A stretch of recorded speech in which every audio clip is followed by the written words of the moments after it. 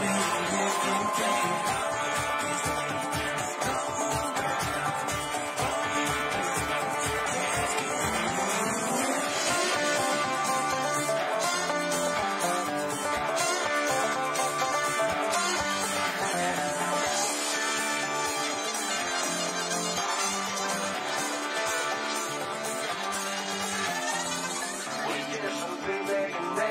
keep it pedal to metal, neither the law or the devil could ever stop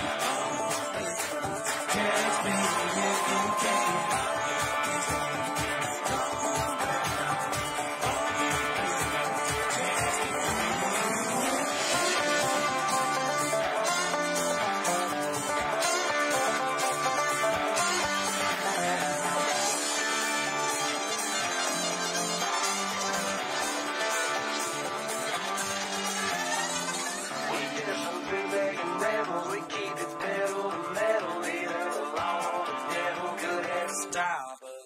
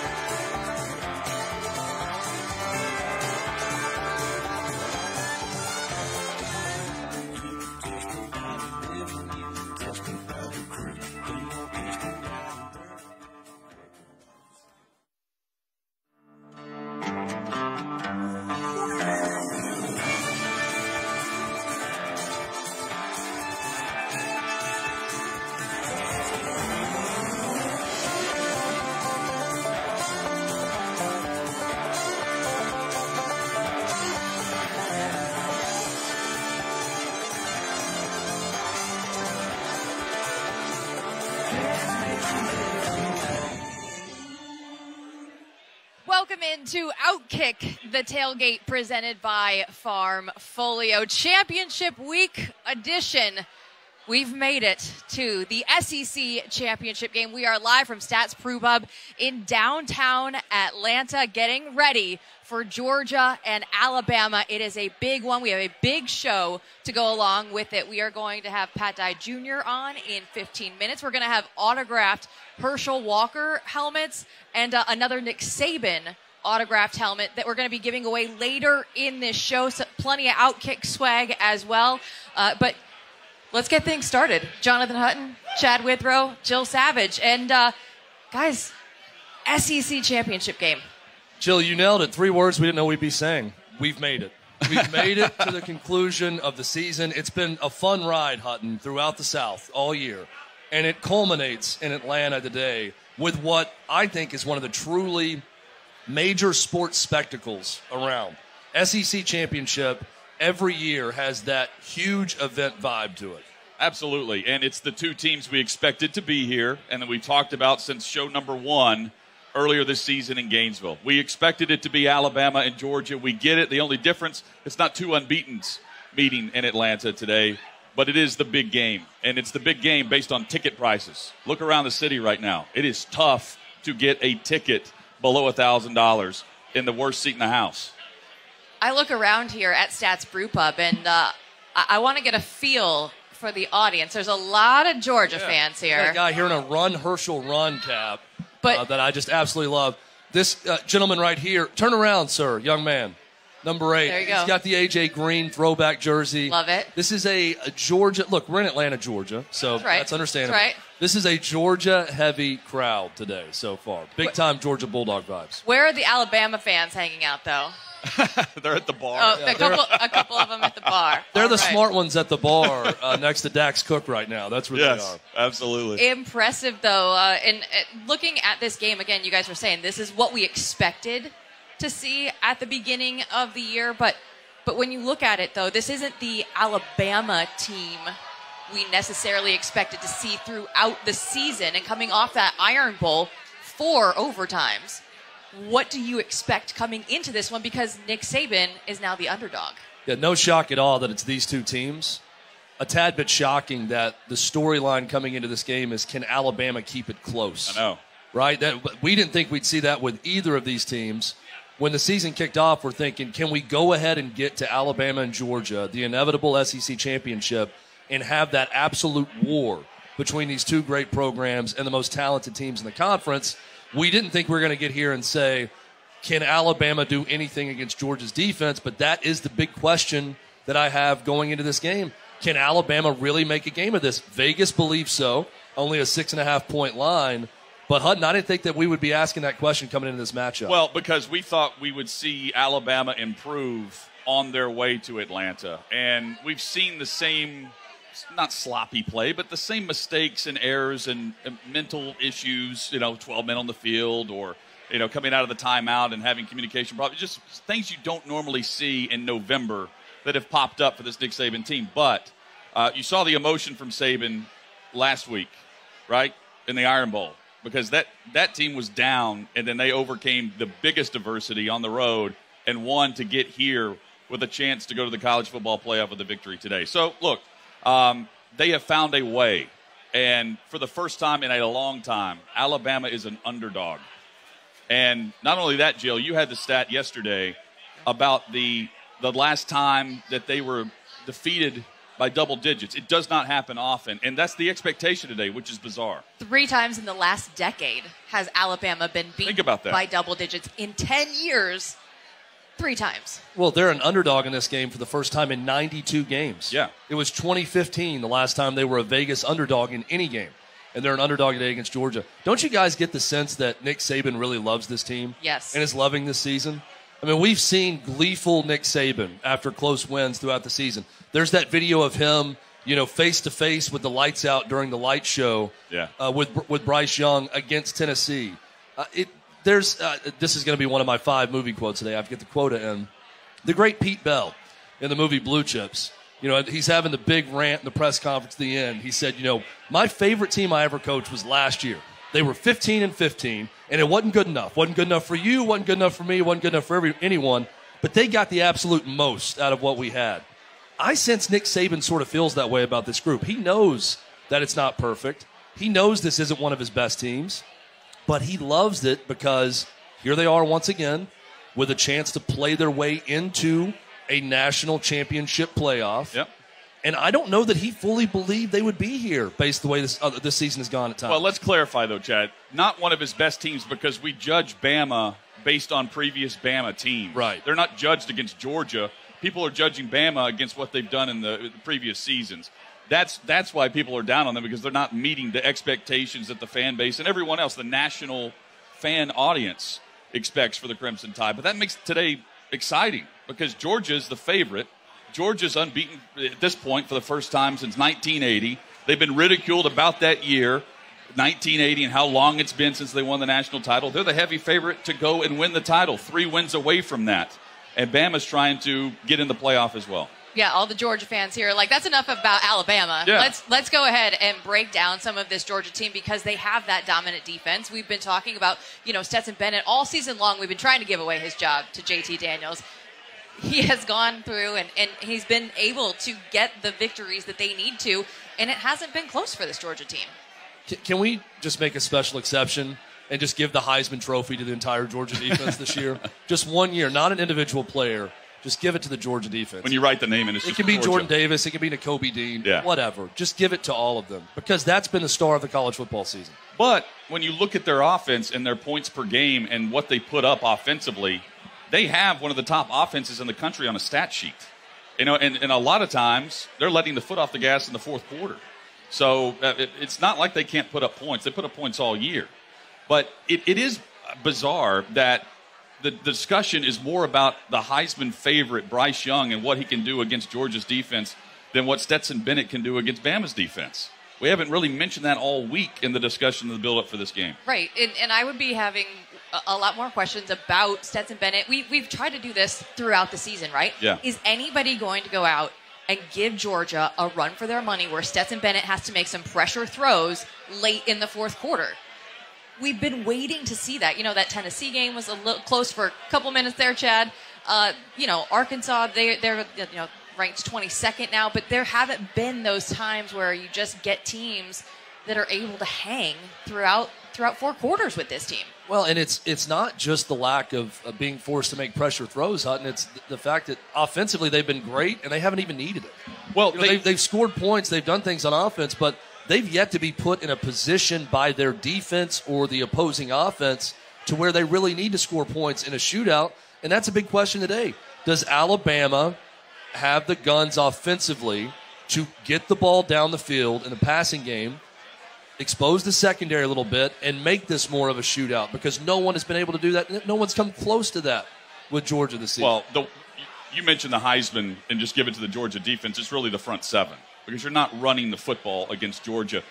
Even the best backs aren't doing that. You can't establish the ground and pound, so you've got to go to the air. So when comparing college football playoff matchups, we mentioned Alabama and Bryce Young and the receivers for Bama, and we mentioned Ohio State.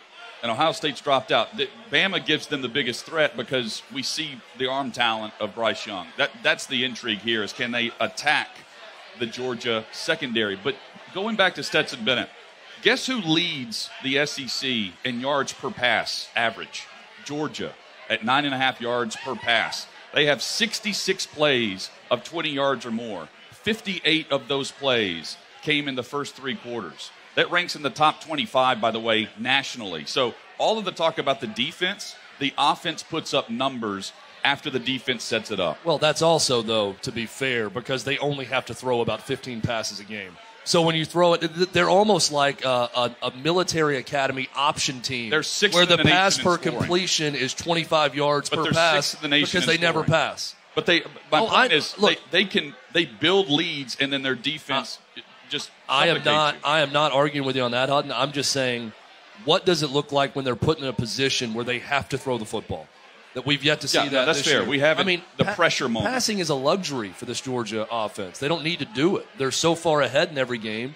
Defense is dominating. Defense is scoring points. Yeah, they turn around and hand the football. Position. They don't have to do anything. Another big talking point that we've heard throughout college football forever was no former assistant had ever beaten Nick Saban until this season. We were at that game at Texas A&M when Jimbo Fisher was able to do it. Kirby Smart has gone up against Nick Saban a couple times, hasn't been successful yet.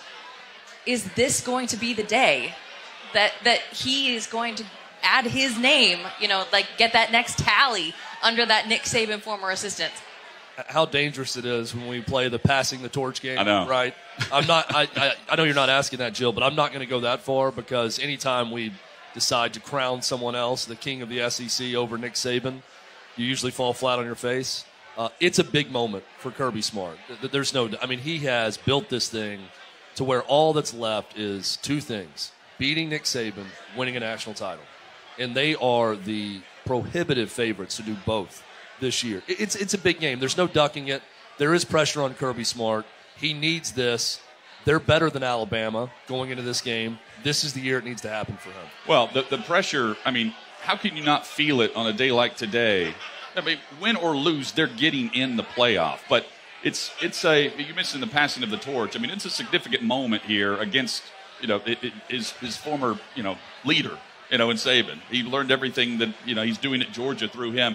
The best recruiting and the best depth, we're seeing that on display today.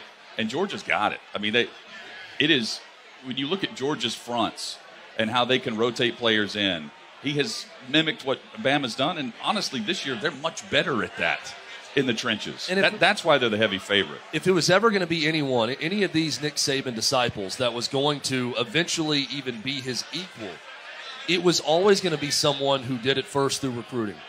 Kirby Smart has done that, and he's even recruiting at a slightly better clip right now than Alabama. We're seeing it with with Jimbo Fisher, who you mentioned who beat him. Yep. They've got a top 3 national, maybe when all is said and done, number 1 in the country recruiting class coming to College Station. That's where it starts. Nick Saban will tell you that. Kirby Smart will tell you that. We had fun with Kirby Smart, making fun of Dan Mullen a bit, saying it's not about coaching genius, it's about players, and we have the players. And he's right. Nick Saban knows that. Kirby Smart knows that. Jimbo Fisher knows that. And that's why we're seeing these Nick Saban disciples have a little bit more success. I'm hoping one of the players or the trainers or someone rolls on their iPhone in the locker room like we heard the Florida halftime. I want to hear what he says at halftime today. We are going to break them. Yeah. Yes.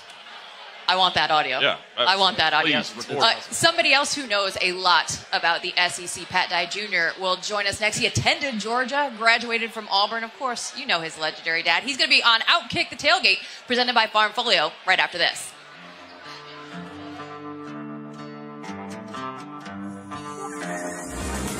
There's never been a more challenging time to be an investor. Our stock markets are overvalued by every measure with record low cap rates. Cryptocurrency can go from boom to bust overnight, and inflation is making everything hard to predict. Wouldn't it be nice if you could just sit back and watch your money grow? That's where Farmfolio comes in. Farmland ownership made easy. Farmland's an asset class that's often overlooked, but it's one that's consistently delivered higher returns than other investments with significantly less volatility. You can buy a farm lot from Farmfolio, and we'll manage every aspect of your farm property, from crop care, harvesting, and sales of your produce through our company-owned packing facilities and international sales offices. With Farmfolio, farmland ownership has never been easier. Simply sit back and enjoy the fruits of our labor. Farmfolio, you own, we farm, you. Do you want to do something really smart today? Then save big money on your cellular service by switching to Pure Talk. Because what you may not know is Pure Talk uses the same network as one of the larger carriers with 5G coverage for much less. And you have the freedom to choose the plan that's right for you.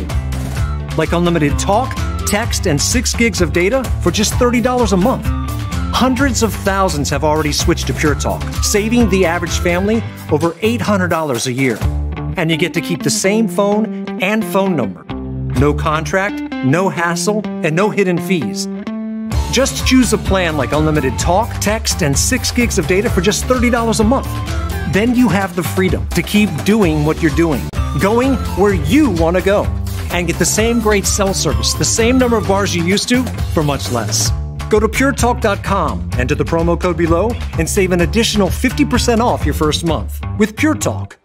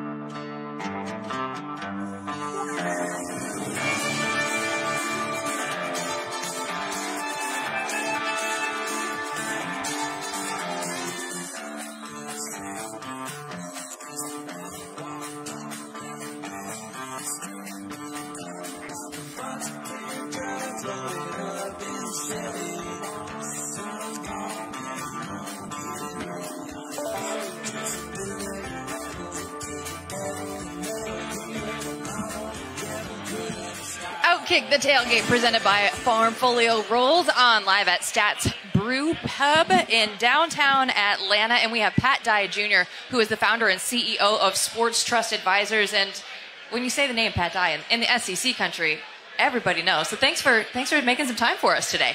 I really appreciate you guys having me on. It's an exciting day. You're also a good luck charm for all these Georgia fans because your 1 year in Athens in school was 1980. Yeah, that was a fun year. I was a freshman at Georgia when Herschel came there, and I was actually walked on the golf team, so I was living there at McWhorter Hall, the athletic dorm, and we'd always greet the team coming back. I remember coming back from the Florida game was a big game. But that was a fun year, and the irony of it is Auburn was trying to hire Coach Dooley, and everybody thought Coach Dooley was going to Auburn, so my dad was going to come to Georgia as a head coach where he had played. So I had it all figured out before it happened, and then Coach Dooley stayed at Georgia, and then Auburn hired my dad, so I transferred and finished my last 3 years there. You look at this game, Georgia and Alabama, we've been talking about it for the entire season. It feels like the lead up that these were the two teams expected to be here. When you follow college football still, what have you seen as we've gotten this build up throughout the season to where we are right now? Well, I personally think it's great for the SEC and for college football nationally that Alabama is not as dominant as it's been in the past. I think it's great that Georgia's coming in here looking like one of the former Alabama teams, and it's certainly conceivable if Georgia wins today that Alabama wouldn't be in the Final Four, which is that a first? I don't know. It might be. But I think the difference in this Alabama team and ones in the past is just on both sides of the offensive line, defensive line. When you think about last year, you had Evan Neal, right tackle, Leatherwood at left tackle, and Deontay Brown, Landon Dickerson, and Emil Ekiyor. And that offensive line is not the same. And I represent Landon Dickerson, so I can say I think they really miss his leadership and presence on that team. You mentioned the guys that you represent. You are a big-time sports agent, Pat, and that sometimes can be a four-letter word for college football coaches and programs. Sports agents are not wanted around at all. NIL changes things a little bit. Just the whole perception of the money aspect of it, of name, image, likeness, and how players can benefit. What have you seen from NIL so far and the possibilities moving forward? Well, I'll be candid with you. It turned our world upside down because all of a sudden, we're not only are we supposed to be recruiting draft-eligible seniors, redshirt juniors, true juniors, now all of a sudden we got to go recruit Bryce Young, who's a redshirt freshman, Tank Bigsby, who's a true sophomore, because agents are able to talk to them, do NIL deals for them, and it's just – but we've just stayed focused on the draft-eligible guys, and if we lose some young men because we didn't get to them soon enough, that's fine. We'll be okay. But it's definitely a different world. But I will say this. The NIL is actually working out about like we thought it would in the sense that the guys that touch the ball, the centers notwithstanding, are the ones that are going to make the money. The running backs, the quarterbacks, the wide receivers, offensive linemen, defensive linemen, linebackers, their opportunities are going to be very limited. When you're looking at guys in college and those draft-eligible players, what are some of the criteria that you specifically are looking for from all of these football players? Well, people don't realize that we probably, on average, invest somewhere $50,000 per player getting them ready for the combine and getting them ready for their pro day. So we've got to get it right on the front end in that we've got to recruit guys that are going to go in the first 3 or 4 rounds of the draft. Otherwise, it's just you're upside down. And so you've got that factor. I'm big on character as well. And then the third piece is you got to be able to sign them. If they've got an older brother that's already in the league and he's happy with his agent, you're not going to get the younger brother. Pat, sitting here in Atlanta, your father is enshrined in the College Football Hall of Fame, which is located here downtown. Well, first off, have you walked through? Do you make a point to walk through and see that? And second off, what do you think when you do? Well, I've only been a couple of times, believe it or not. I've lived in Atlanta for 32 years now, and I've only been to the Hall of Fame a couple of times. I've been to the aquarium once. I work so hard and travel so much. When I'm not on the road, I like being at home or going to a nice dinner. I don't take in all the local attractions like I should. But, yeah, it's super exciting to go through there and see the things that they have of Dad and his little area or whatever. And obviously it's nice, to go to an Auburn game and see the signage for Pat Dye Field and those kind of things. It makes you awfully proud. And they just erected a statue of Dad outside the stadium the day before the Georgia game early this fall. So I'm a very proud namesake. From the sports agent perspective, the SEC runs everything, right? Like you set up shop in the Southeastern Conference, you're going to do okay representing players in the NFL. Well, I was telling someone the other day, I mean, within 3 hours of Atlanta in a car, I can get to Georgia Tech, Georgia, Auburn, Alabama, Clemson, South Carolina, Tennessee, Vanderbilt. I mean, and then you throw in the Troys and the Georgia Southerns and the Appalachian States and the South Alabamas and the UABs. I mean, you don't have to get on an airplane to go sign great players. Then you've got this whole other contingent of players that grew up in Atlanta or grew up in the state of Georgia that go off and play at Texas or Notre Dame or Southern Cal or Penn State, what have you, and you want to keep up with those guys too. It's with agents, big-time agents like yourself, there's always a rainmaker at some point. You know, Jimmy Sexton was a roommate of Reggie White's at Tennessee, and now we know where Jimmy Sexton is. When you land an Emmitt Smith as a young agent, what's that feeling like, and do you know when it happens, okay, this is the one that's going to lead to some big things? Well, predictably, when I got in this business in 1987, my dad had won one SEC championship, and starting in 87, he won 3 more in a row, 87, 88, and 89. So predictably, I started recruiting at Auburn, and my first 2 draft classes were comprised almost exclusively of Auburn players. But to go sign a player like Emmitt Smith at the University of Florida, which is outside the Auburn box, that was a huge name period. But to get out of that Auburn rut and go sign a player there, and then a couple of years after that, I signed a guy like Garrison Hurst from Georgia, who was the 3rd pick in the draft, and on we go. I mean, Ole Miss, Auburn, Georgia, Florida, Clemson, Tennessee, wherever. Signed first rounders from a lot of different schools. How do you allocate time to different clients? I always think about, people think about sports agents, think about the movie Jerry Maguire. And when he had the one client, it was a lot easier to devote all of his time to that. But when you spread it out, how do you spread the wealth when you have as many clients as you have? Well, first, I start with this. I mean, we recruit a very high character individual who are typically pretty self-dependent, and they typically make good decisions. I mean, none of us are perfect, but you start with that, and then I have intentionally remained more of what I would call a mid-sized firm. I don't have 100, 150 guys because I watch my dad, have time not only for Bo Jackson, but the guy that's a 5th-year senior that's not even dressing out on Saturdays, that's getting trucked by Bo in practice. So I've intentionally kind of managed my growth to the point where I can be there for everybody. And it's like anything else. Not everybody's problems are going to arise at one time, and I don't have any one client that just consumes us, from any perspective, whether it's a contract negotiation or marketing and branding or getting them out of trouble or what have you. How crazy is it that we live in a world where college coaches have 0 non-compete, and you see the money that's being thrown around in these contracts? Well, people ask me all the time, did you ever think about going into coaching? And my answer used to be, God, no. It's so stressful. They traveled all the time. And my dad would get in the car. When he was coaching for Coach Bryan, he'd get in the car and be gone for 2 weeks. Yeah. Recruiting. I mean, they weren't flying around on jets like they do today. But I said, it's stressful, you travel all the time, and they don't make any money. Well, that was true. My dad was making $500 a month coaching for Coach Bryant with 4 kids. So, but now, I mean, $9.5, $10 million a year, I mean, that's a different game. And then when you hear about, I mean, I heard this, I don't know if this is true, but like Mel Tucker's got a $95 million contract fully guaranteed, and his buyout is less than $5 million.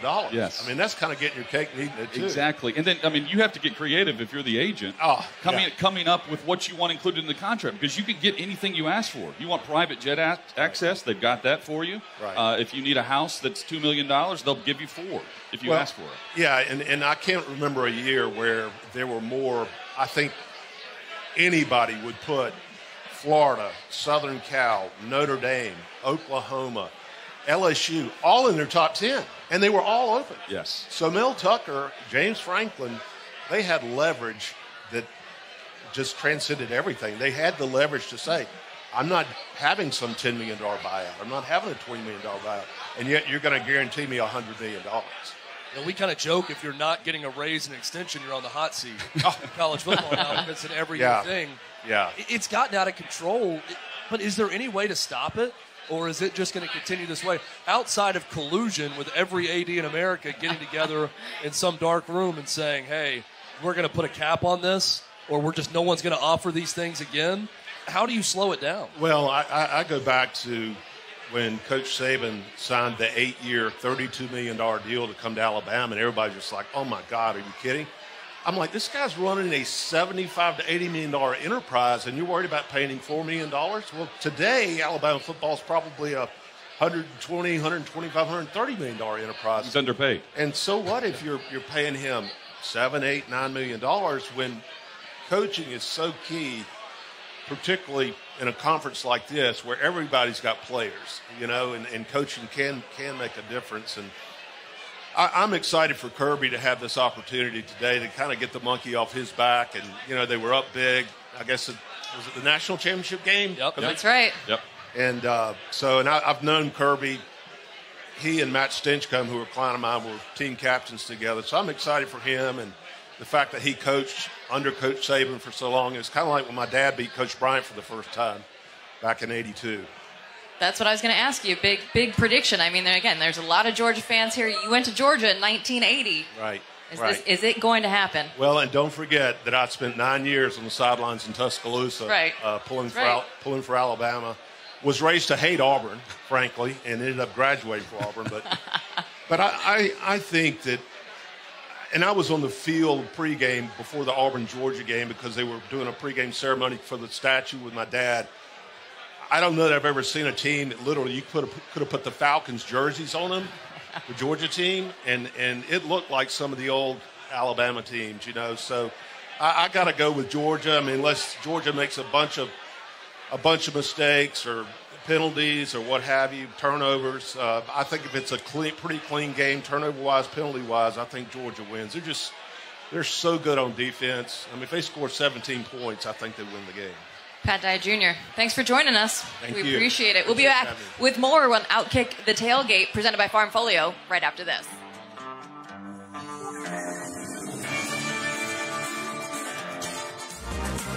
There's never been a more challenging time to be an investor. Your stock markets are overvalued by every measure with record low cap rates. Cryptocurrency can go from boom to bust overnight, and inflation is making everything hard to predict. Wouldn't it be nice if you could just sit back and watch your money grow? That's where Farmfolio comes in. Farmland ownership made easy. Farmland's an asset class that's often overlooked, but it's one that's consistently delivered higher returns than other investments with significantly less volatility. You can buy a farm lot from Farmfolio, and we'll manage every aspect of your farm property, from crop care, harvesting, and sales of your produce through our company-owned packing facilities and international sales offices. With Farmfolio, farmland ownership has never been easier. Simply sit back and enjoy the fruits of our labor. Farmfolio, you own, we farm, you. Do you want to do something really smart today?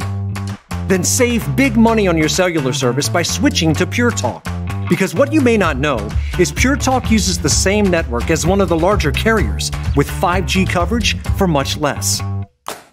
And you have the freedom to choose the plan that's right for you. Like unlimited talk, text, and 6 gigs of data for just $30 a month. Hundreds of thousands have already switched to Pure Talk, saving the average family over $800 a year. And you get to keep the same phone and phone number. No contract, no hassle, and no hidden fees.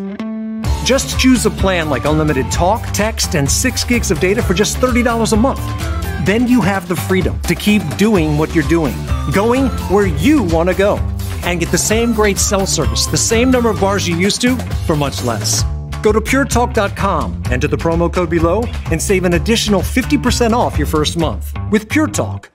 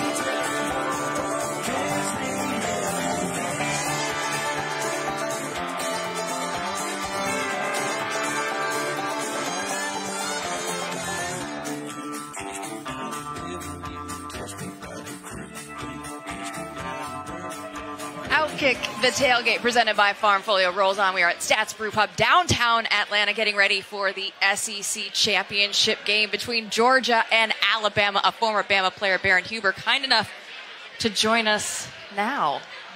Thanks so much for stopping by. I mean, we saw you here and we're like, hey. Yeah, no, I appreciate it. I was up the bar getting a drink and thought, it's pretty good you caught me when you did. An hour from now it might be a little different. Well, it's perfect. Let me ask the first question here, because as a Tennessee alum, I must ask, why the hell did you leave Knoxville and go to Alabama? How did that happen? It was a product of timing. At the time, Tennessee was, a top 5 program, top 10 program, and, Alabama was rebuilding. I was a linebacker out of high school, and, Tennessee had a history of recruiting linebackers and turning them into running backs. Well, I was really neither. I was just a fullback. And so Mike Shule at Alabama was running a fullback about 80% of the time and recruited me to go there and was like, hey, we want you to play fullback. And I was like, well, hell, I'll do it. Did you grow up a Tennessee fan? I did grow up a Tennessee fan. I was a huge Tennessee fan. Didn't miss a game for probably 12, 15 years. My grandfather had season tickets there since 1958. Wow. And so when I decided to go to Alabama, it was a pretty large shakeup. I feel worse now that I know Tennessee screwed this up. Not the other way around. But I do feel Tennessee better about you. Up. So, yeah. So, good job.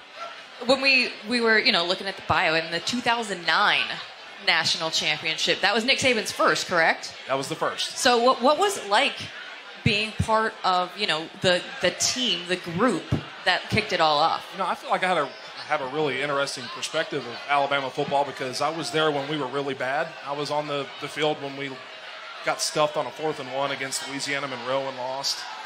And then I was there in Pasadena when we were on the victory formation and we beat Texas in the Rose Bowl. So we haven't always been great. It was a true climb to the mountain. And, we put ourselves back on the throne that I think that Alabama football has always at least had a piece of. And so it was a unique perspective as a player. I want to go back to that 2007 season, the first for Nick Saban, because there's another Tennessee tie in there. I feel like that Tennessee win for you guys, you had the guy suspended that day, blowout win. John Parker Wilson, I think, had a huge day that day. Was that the first of the, okay, this is really going to work out with Nick Saban? Because that was an upset at the time. It was a huge upset, and, we found that out on Friday night. And one of our players that was suspended was our starting center and our team leader who ended up being a captain, Antoine Caldwell. And, Coach just really put the pedal to the metal and his confidence in us. In a year that, honestly, we were shit. We were not very good. Yeah. And his confidence in us to go out and complete our game plan. We wake up that morning and he's like, hey, we're going to start the game with an onside kick. We're like, what the hell? We're not even playing with a full deck, and we're going to start with an onside kick, which we accomplished, and we did well, and we got the ball, and really since then for the last 15 years there has not been very many close moments. What's the secret? What's Saban's secret? Like, he came in and did what? Well, first of all, we changed everything. We changed the beds that we slept on. We changed the cafeteria, the chef, how we ate, how we slept, how we drank. So there was a huge shift. He brought in a lot more help. We probably went from 50 people in the department to 150 people. Yeah. And for a guy that gets tagged as someone that's like a totalitarian, he really delegates responsibility very well. And so that was a huge difference. And there was just there was no choice. You either got on or you got off. You had to buy in. You had to buy in. There was no choice. And in 2007 we didn't buy in, and we went 7-6. And then in 2008. We went 12-0 in the regular season. We came here in 2008 and lost to the national champs in Florida, and came back the next year and won. Did you go twin to double to queen? What was the bed change that you had when he took over? At that time we had a damn twin bed. I don't know what the hell we were doing with that. But we had running a twin kings. Bed. Yeah. But you guys could barely fit in that. All these big football players could barely roll over, right? And you definitely couldn't have a visitor. So what the hell was Mike Shula up to? Is what I want to know. The other secret is the coaching staff. They rotate coaches every year, and you get the production, right? Like that's also fascinating to me. Is that the players are there, the excellent, top of the line players. The coaches continue to come in with Saban, and he gets the best out of his coaching staff. I think that's because the core of what we do at Alabama and the core of what Nick Saban's program is never changes. Some of the spices in the recipe may shift here and there, but what we do on a day in and day out basis does not change. And his ability to master consistency, I don't think has ever really been done. I mean, it's hard to be consistent in anything. Consistent friend, consistent father, consistent husband. He's figured out how to be consistent in everything in his life. And I think that's why everything else just kind of moves around, it gravitates around his core. And it breeds success.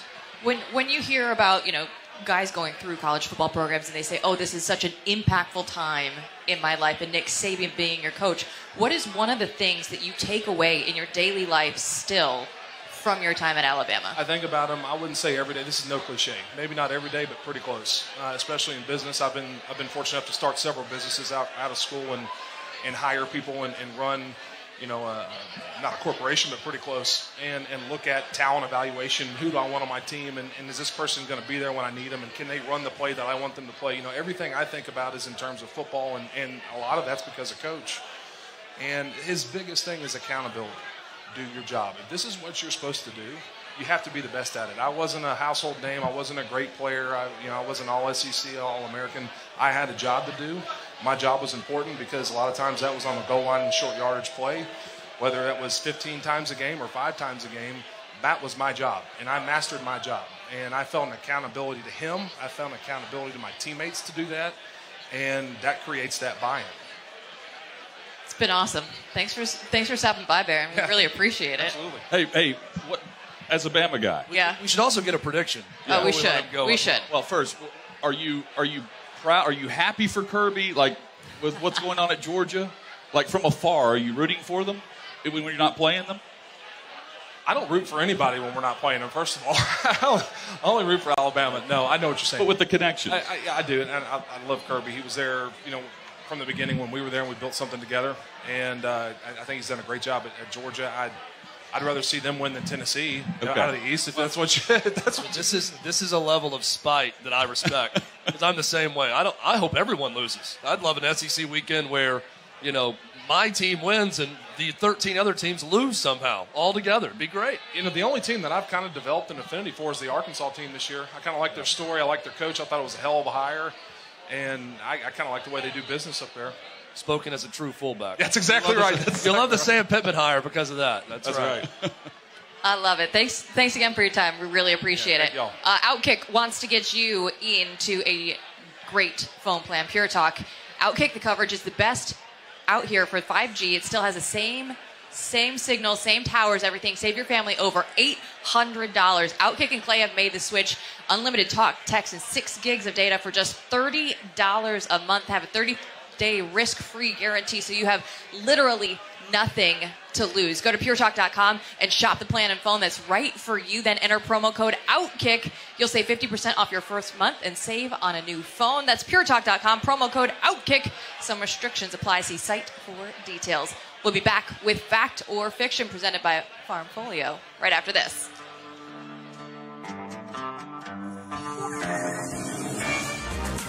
There's never been a more challenging time to be an investor. Your stock markets are overvalued by every measure with record low cap rates. Cryptocurrency can go from boom to bust overnight, and inflation is making everything hard to predict. Wouldn't it be nice if you could just sit back and watch your money grow? That's where Farmfolio comes in. Farmland ownership made easy. Farmland's an asset class that's often overlooked, but it's one that's consistently delivered higher returns than other investments with significantly less volatility. You can buy a farm lot from Farmfolio, and we'll manage every aspect of your farm property, from crop care, harvesting, and sales of your produce through our company-owned packing facilities and international sales offices. With Farmfolio, farmland ownership has never been easier. Simply sit back and enjoy the fruits of our labor. Farmfolio, you own, we farm, you. Do you want to do something really smart today? Then save big money on your cellular service by switching to Pure Talk. Because what you may not know is Pure Talk uses the same network as one of the larger carriers with 5G coverage for much less. And you have the freedom to choose the plan that's right for you. Like unlimited talk, text, and 6 gigs of data for just $30 a month. Hundreds of thousands have already switched to Pure Talk, saving the average family over $800 a year. And you get to keep the same phone and phone number. No contract, no hassle, and no hidden fees. Just choose a plan like unlimited talk, text, and 6 gigs of data for just $30 a month. Then you have the freedom to keep doing what you're doing, going where you want to go, and get the same great cell service, the same number of bars you used to, for much less. Go to puretalk.com, enter the promo code below, and save an additional 50% off your first month with Pure Talk. There's never been a more challenging time to be an investor. Your stock markets are overvalued by every measure with record low cap rates.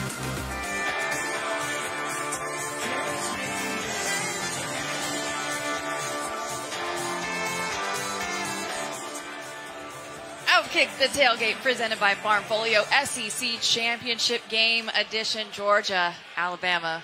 We've waited all year for it. It is finally here. Another championship game going on in the Big 12 right now, Chad. Yeah, Cowboy fans, cover your ears. It is Baylor up 21-6 on Oklahoma State at halftime. So a big shocker going on in the Big 12 championship. There's a lot of Georgia fans in here hoping there's not a shocker tonight in the SEC championship. My man with the both these guys. We got to get these guys on camera at some point with the Run Herschel Run hat, which I love. These guys are terrific. Great crowd here at Stats Brew Pub. Amazing venue. Talked about it in the open. This is one of the truly special sporting events of the calendar year. If you can go to an SEC championship, it's well worth your time. There's a vibe to the whole city of Atlanta throughout the weekend, and we're seeing it here. There's energy. There's an energy. There's an energy in this building. Energy and a boost, and yes. We've been expecting that all season, as Jill just mentioned. We finally get to see the kickoff here in a couple hours. Let's bring some energy to Farmfolio, fact or fiction, guys, because we are going to kick it off. I mean, if this coaching carousel hasn't been entertaining, this is like the best thing that I've ever seen. As somebody who does this for a living, we couldn't ask for anything better. So we are going to go out to the Pac-12, and USC will be the mecca of college football. Lincoln Riley going out, taking that job, making that statement, which I thought was hilarious because in Oklahoma, a defensive lineman said, "Oh, he just told us that 2 days ago." That was terrific. All right, but Lincoln Riley, is he going to get it done? Is USC actually going to be the mecca of college football? Well, it's also, I mean, what could happen at this point in the coaching carousel that would shock everyone? Would it be Mel Tucker going to Virginia and exercising that $5 million buyout that he has in the contract? Who knows what's going to happen next? And that's not going to happen. You know what else is not going to happen? USC being the mecca of college football. That is absolute fiction. It is Los Angeles, California. There's a lot more to do there than college football. That is never going to be a mecca of college football type place. I think Lincoln Riley is the perfect hire for USC. I think it's going to pay immediate dividends. I think they are going to be a national player year in and year out. But Hutton, we've seen it time and time again. Circle the best team in the SEC year in and year out. That is your mecca of college football. Not only that, Chad, the L.A. mention, it's fiction because they're in the Pac-12. Yeah. I mean, if they're in the SEC, we can discuss this. But this is complete fiction because the mecca, we're sitting in the mecca of college football right now. The SEC championship game, and we're watching the two coaches that are on top of college football right now. That's what he's competing with. Lincoln Riley didn't have Oklahoma on top of college football, so I can't sit here and anoint him at the mecca of USC just because he's hired. He's a great coach. He's a young coach, and he's going to do great things. He's going to get the best quarterbacks. But is he going to beat Nick Saban and Kirby Smart and the SEC champion? No.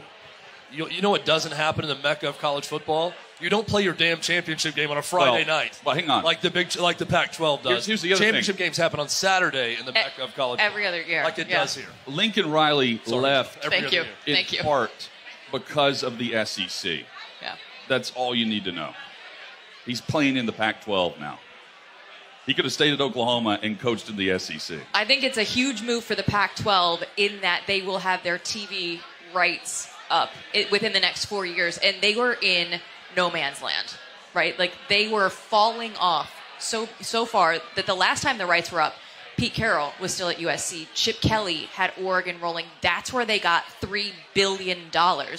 I was wondering, as the Pac-12 continued to regress in the national landscape, how they were going to come out and remain competitive amongst all these other colleges and all these other conferences out there.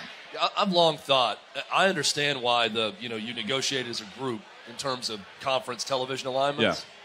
But why doesn't a Pac-12 who sometimes doesn't have the best rights fees like the SEC or Big Ten, why not go the Major League Baseball route and go with your Fox Sports affiliate locally? Have someone in LA that covers every USC event. Have someone in Seattle that covers Washington and Washington State. Would that not be more lucrative for individual schools to negotiate their own television rights, much like Notre Dame does with NBC? Notre Dame's, special in that regard, a national, Irish Catholic brand. But would that make more sense television-wise? It would make sense for USC and UCLA. Yeah, but the other schools want to attach to them because they're going to make more doing. You're saying that. Oregon State might have a problem? Yeah, I get it. Yeah, they can make Conference USA money. Right. Continuing on the coaching carousel, Brian Kelly will win a championship at LSU. Fact or fiction? And I also want your take on the accent. So I would have said fact before I heard Brian Kelly say family when he was being introduced. That fake accent turned me away from Brian Kelly. This is a 60-year-old man having an identity crisis. That's what we're seeing. I really believe that. Not a single coach followed him. That says a lot about him, and it says a lot about Marcus Freeman, the new coach of Notre Dame. They stayed for him. While Ed Orgeron and Les Miles won a national title, I know that it defies logic that Brian Kelly, one of the 3 winningest active coaches in college football, that he wouldn't win one. But Hutton, I don't think he's going to win one at LSU. I don't know how we can't say fact because of the program he's taking over. Ed Orgeron wasn't known for putting together a good coaching staff. He won a national championship at LSU, right? What would we have said about Coach O prior to being the head coach at LSU? Not much. Brian Kelly is known for putting together good coaching staffs. I know his staff didn't follow him, but that's one of the reasons why I thought it was a great hire, because he puts together solid coaching, and that's what LSU has lacked at the positional areas of their team. And that's what they tried to replace, an upgrade. They did that by hiring him and the staff that he'll put together. It's not as much about Brian Kelly as it is the upgrade on the entire staff that they're doing. And look, you name the coaches, Chad, who have won a title recently there. Ed Orgeron, Les Miles. Yes, fact. One guy ate grass, one guy chugged Red Bulls and tried to fight his entire team. So you're saying Brian Kelly can't win a title because he's trying to fake an accent? This guy could trip and fall and, accidentally win a title. The fact that in your address during a basketball game, you make yourself a joke, it's not a good start. He might be able to recover. It's early. It's early. It's a long way until next for Brian Kelly. Sure. When we look at Baylor going out there and currently beating Oklahoma State, there's going to be different things moving in the college football playoff. So let's go to this one. The college football playoff expansion will actually happen in January. They had a meeting. They pushed it back to December 1st. They had that meeting. They pushed it back to January. Are we going to see the playoffs expand for the next year, or are we going to wait till 2025? I'm going to say fiction for 2 reasons.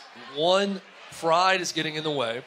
I think everyone that's not. Greg Sankey in the SEC, they feel hurt by Oklahoma and Texas going to the SEC. So that's, I think, clouding their judgment on what's right for the sport, which is a 12-team playoff, and blocking it in a lot of ways.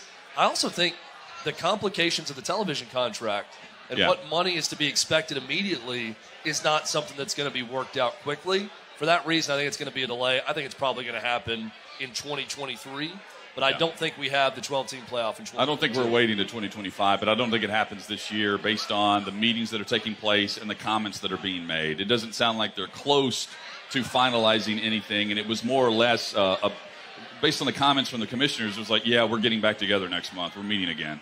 It's like it's a nuisance is how they're treating it right now. It's annoying to them that they continue to meet about this instead of making a decision. I think they'll delay it, and I think it's before 2025. The money's going – they're going to make too much money to not expand. And right now, money's melting around college football like cotton candy in your mouth. They're going to get this done. You guys were trying to give the Heisman Award to the entire Georgia defense earlier in the show. That's not going to happen, but fact or fiction, a defensive player has a chance to win the Heisman this season.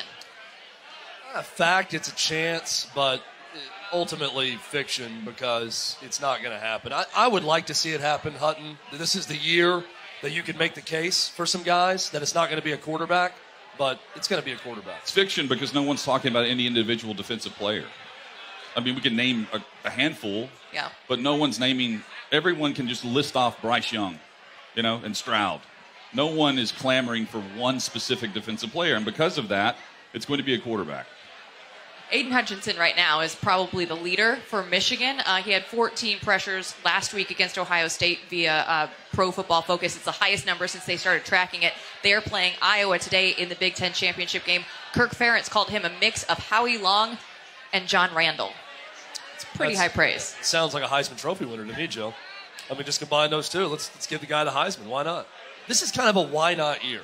I just look around. I don't see that's not how these voters do it, that though. dominant, record-breaking. Half these voters Joe didn't see Burrow Hutchinson guy. until last week for the first time. I know.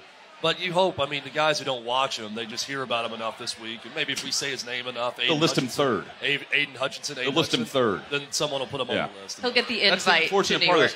of this. I'm skeptic on that because I don't trust the voting process. Yeah. It's a popularity contest, and it's always the quarterback. It doesn't go to the best player. Lane Train, because we had to, right? So moving on to Lane Kiffin trolling everyone, which is basically his entire Twitter feed any given day. But this last week, he took it up one notch for sure. So he's trolling everyone with his rental car pictures, and that means that he's not leaving Ole Miss. He was out there. The LSU job was still open. He posts a picture of Louisiana license plates. A couple hours later, it's Texas. Like, Lane has more fun on Twitter than anybody else. I mean, I'm going to say that it's fact he's not leaving because there's no available job he would take right now. And it's 50-50 if Manny Diaz is going to be at Miami, right? When they hire their AD, if he's going to be, that's the one job I think he might leave for, not a certainty. Or the NFL. Yeah, I don't see the NFL as an option right now for Lane Kiffin. So I think it's a troll job because he knows he's staying at Ole Miss. Well, he trolls. I mean, he lives for this. Yeah, he lives to stir the pot. He doesn't need an agent to get a raise. He just talks about other jobs. And I mean, whenever the Tennessee job was open, he would call sports talk radio across he'd go the on state. every Tennessee sports talk show and talk about how much he loves the After Vols. ditching the Vols for USC, he would call in and do interviews and end by saying, "Go Big Orange" or "Go Vols," and everyone was clamoring that they wanted Lane Train back. This is just what he does. Is he content in staying? He'll stay at Ole Miss and he can win and go to a college football playoff when they expand to 12 and do great. Will he jump around because that's what he does? Yeah. But it's got to be the right job, like Chad's saying. And the best jobs opened up, and we didn't hear much of his name. Right. So he'll get an extension and get paid just like every other coach in college football right now. That's a wrap on this week's Farmfolio Fact or Fiction. To learn more about farmland ownership, contact Farmfolio at farmfolio.net/clay or call 833-FARM-LOT. When we come back, we're going to have the founder of Farmfolio, Dax Cook, is going to join us. Big Alabama fan, so you know what you're getting yourself into here because we are at the SEC championship game. Georgia, Alabama, OutKick the Tailgate rolls on.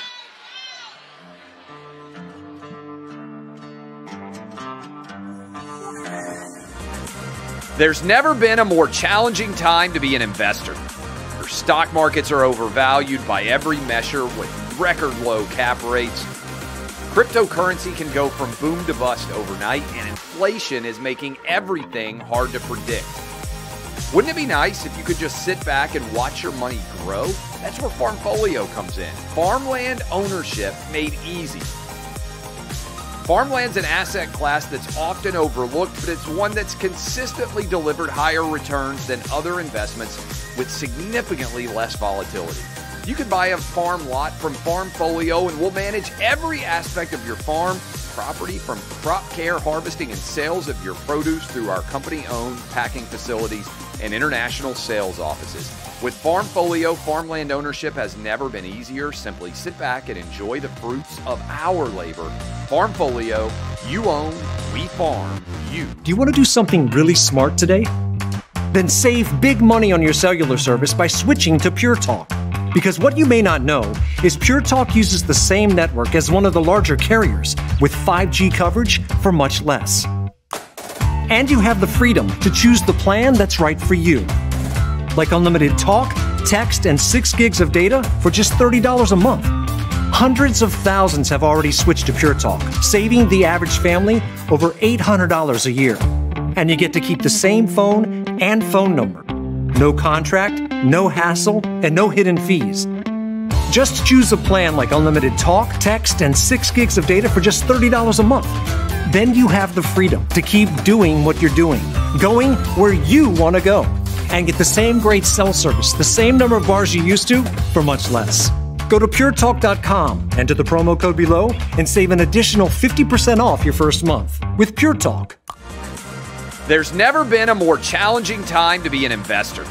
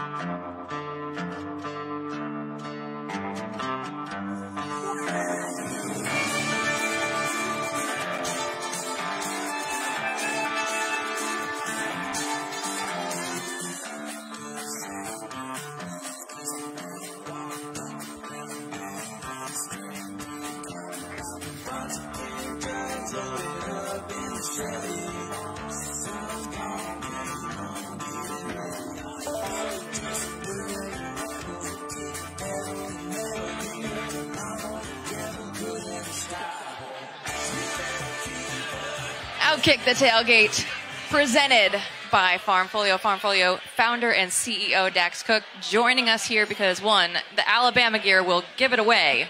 Who he is going to be cheering for, but we have made it to, we've been calling it now the Mecca of college football, the SEC championship game. Right. So welcome. Great to be here. What a journey we've had this season. It's been incredible with you guys. I think last night we capped it off.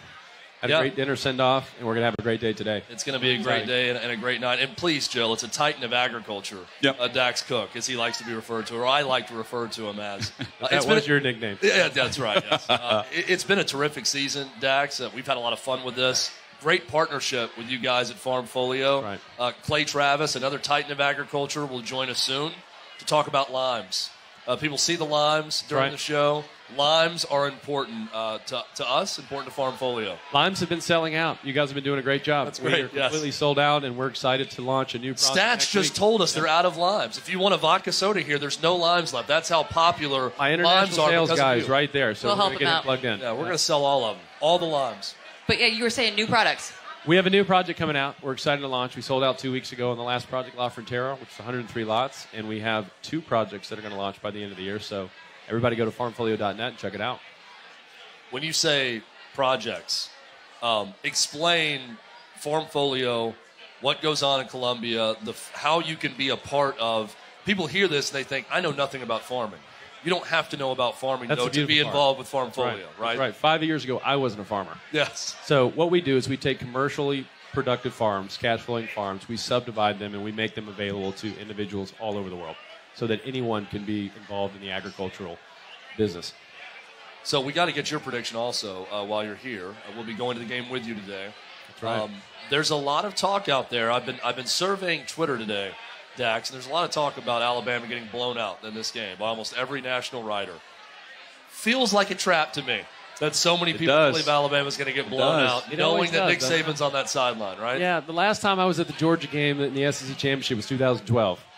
And we were on the other end of that. We were supposed to blow Georgia out, and that was a really close game. If you guys remember, it came down to the last 12 seconds, I think. So we were just talking about that at the bar. But I think it's going to be closer than people think. What's this year been like, watching this Bama team compared to years past? Well, I think this is the first time that well, it's not the first time, but coming off of a national championship game or national championship win, you've got to rebuild. You've got to find the leadership on your team, and you've got to find that fighting spirit that's going to get you across the line. And I think we did that last week. We rallied late in the game, and hopefully we're gelling at the right time. We've all been talking about Nick Saban and that different energy, that different perspective that he had. We saw that after the Iron Bowl. He gets emotional. He's excited. It's a different Nick Saban. And what are we going to see from him, just going in on the field today? to me, I haven't seen him having this much fun as a coach in a while. I mean, if you saw the post-game interviews, I mean, he was telling the guys, go have fun at halftime. Just go out and have fun. I don't think we've heard that. That wasn't the LSU speech that we heard when he first got there. No. So it's a very different Nick Saban, but he's found a way to win and adapt to the game to make it work for the teams that he has, and I think he'll continue to do that. Is it ever not fun as someone who supports Alabama, being a part of it? The success has been so immense over the years, right? Does it ever lose some of its luster, or is it always this much fun to be here?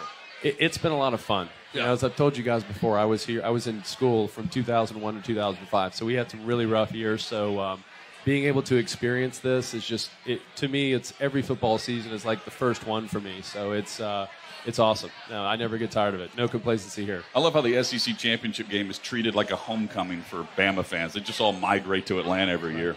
I mean, you had this trip booked. You've got next year's trip booked. Well, my parents are here, so I just kind of go ahead and plan a family reunion while I'm here typically, but unfortunately they're out of town this time. But, no, it's great to be in Atlanta all the time, and we plan on being here pretty much the first week of December every year. All the Alabama fans have all their spots. They know what booth they go to at Stats when they come here. They know exactly where to go. Infuriating for the rest of the conference. Right. Fun for you guys. So, it is fun. Congrats. That's right. Yes. You talk about the lows for this Alabama team and then seeing the success that they've been able to have. And there's a lot, I'm sure, that goes back into business as well. Like when you look at what Nick Saban has been able to do and the way that he's been able to build his program, what are some things that intrigue you about how he's gone about building this program? Well, overcoming challenges. We've all faced challenges, during COVID and things. I mean, at Farmfolio, we basically reinvented our business model through that period. And, I love to study those adjustments. We talk about pivoting and problem solving all the time, which I think is one of the best characteristics of what our team of 140 on the ground do is solve problems when they come up, because nothing's going to be perfect all the time, and you have to be ready to address those changes and adapt. So I think that's what Alabama does consistently. I think Nick Saban has instilled that with people, and I think we'll continue to do that as well. I just look at the coaching changes over and over and over again. Like, are there any that you have particularly liked throughout the years that haven't stuck around, because none of them do, but that you enjoyed while they were there? At Alabama, yeah. I was I arrived with Dennis Franchione. We had the Mike Price 3-month era. Then we went into the Shula era. So, there wasn't a particular batch there. But, I grew up as a kid as a Gene Stallings fan in '92, which is, we all grew up watching that game as 7- and 8-year-old Little League football players. So we go back to those days. I wasn't alive when Bear Bryant was coaching, but, there's certainly the stories that are there to reflect on as some of our fans here, the Godfather, Peter Kern's with us, that he likes to share from those days. But we certainly love Nick, and it's been magical. 13, 14 years now. Yeah. You were not in Pensacola with Mike Price, right? Yeah, I was not there. Peter Kern maybe, but definitely not you. Dax, tell everybody one more time about Farmfolio. Yep. You guys are our partner. The reason that we're on this tour throughout the year. Clay's a part of this also. He's walking in right now, about to join us as well. He's a titan of agriculture like Dax. Yep. Tell people how they can get involved with this. Yeah, go to farmfolio.net. Check out. We've got you can join the waiting list. We've got projects coming out in the next couple of weeks. So we already have a long waiting list for the last 2 weeks. We've had a huge response through this show and other channels that we're on as well. But I want to thank you guys for doing such a great job on this show. You guys have made this fun. I think this is one of the up-and-coming shows that's going to be a powerhouse on college football as we go forward the New Year's, and we look forward to next year's sponsorship. Just following your lead, Dax. Let's go. We're not leaving. That's right. We're not going to leave. Right. Let's go. We're going to this game today. We're going to go to this game. We are indeed not leaving. We are going to stay here, hang out. In fact, give me a menu, somebody, please. I need to eat. Come on, let's go. Let's go. Eat or drink. Yeah, both. Both sides of the menu will be used, Jill. SEC championship game, OutKick the Tailgate, presented by Farmfolio, continues. Clay Travis will be joining us in the next couple of minutes here on the show. Stay tuned.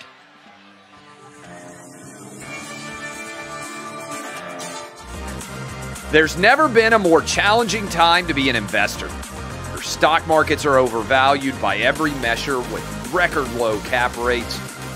Cryptocurrency can go from boom to bust overnight, and inflation is making everything hard to predict. Wouldn't it be nice if you could just sit back and watch your money grow? That's where Farmfolio comes in. Farmland ownership made easy. Farmland's an asset class that's often overlooked, but it's one that's consistently delivered higher returns than other investments with significantly less volatility. You can buy a farm lot from Farmfolio, and we'll manage every aspect of your farm property, from crop care, harvesting, and sales of your produce through our company-owned packing facilities and international sales offices. With Farmfolio, farmland ownership has never been easier. Simply sit back and enjoy the fruits of our labor. Farmfolio, you own, we farm, you. Do you want to do something really smart today? Then save big money on your cellular service by switching to Pure Talk. Because what you may not know is Pure Talk uses the same network as one of the larger carriers with 5G coverage for much less. And you have the freedom to choose the plan that's right for you. Like unlimited talk, text, and 6 gigs of data for just $30 a month. Hundreds of thousands have already switched to Pure Talk, saving the average family over $800 a year. And you get to keep the same phone and phone number. No contract, no hassle, and no hidden fees. Just choose a plan like unlimited talk, text, and 6 gigs of data for just $30 a month. Then you have the freedom to keep doing what you're doing, going where you want to go, and get the same great cell service, the same number of bars you used to, for much less. Go to puretalk.com, enter the promo code below, and save an additional 50% off your first month with Pure Talk.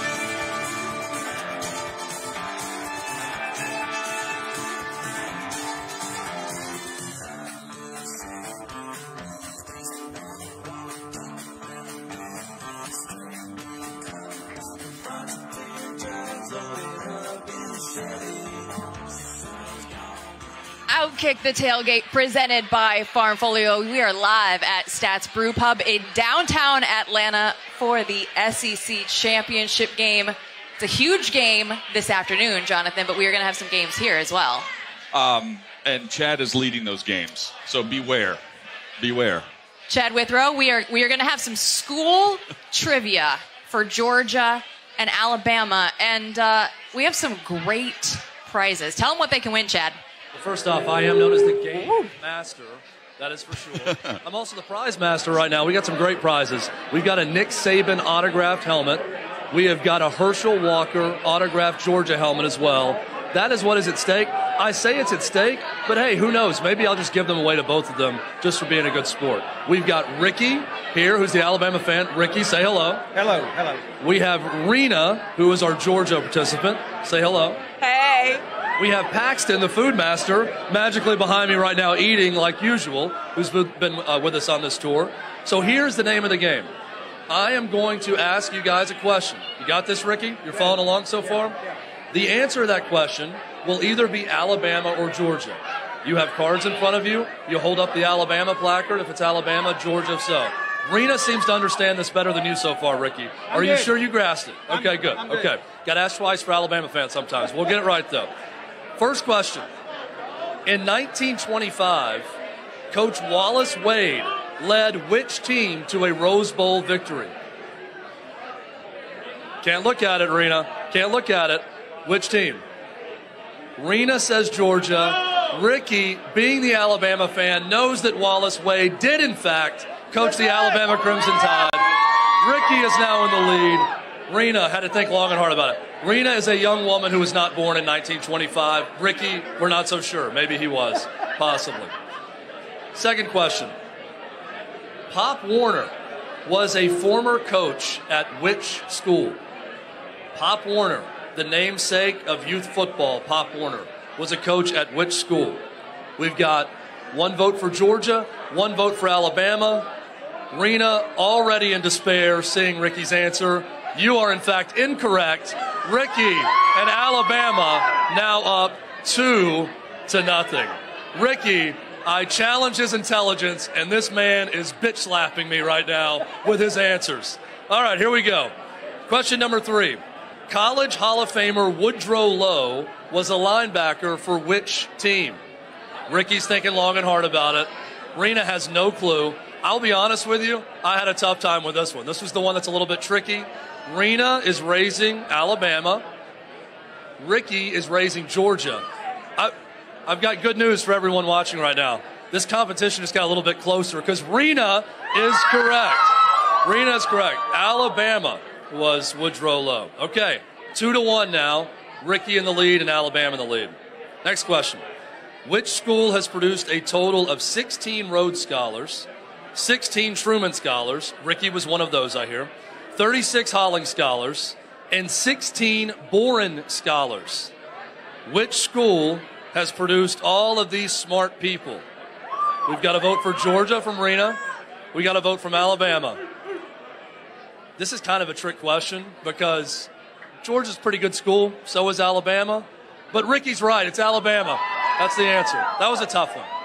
It's okay, Rena, that was a tough one. I would have guessed Georgia on that one too. All right, final question.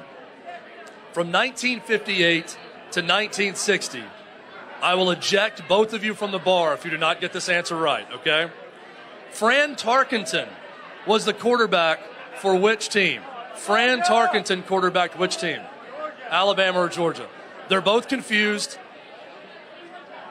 I'm considering not giving these helmets away if we don't get this right. Lucky for everyone, you got it right. Fran Tarkenton was, in fact, a Georgia Bulldogs. Guys, you've been great sports. Thank you so much. Ricky is the winner, okay?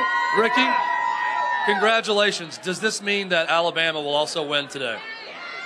Well, I don't know that this means Alabama's going to win, but I can tell you what's going to happen. The last 2 times they played, Georgia had the best team without a doubt.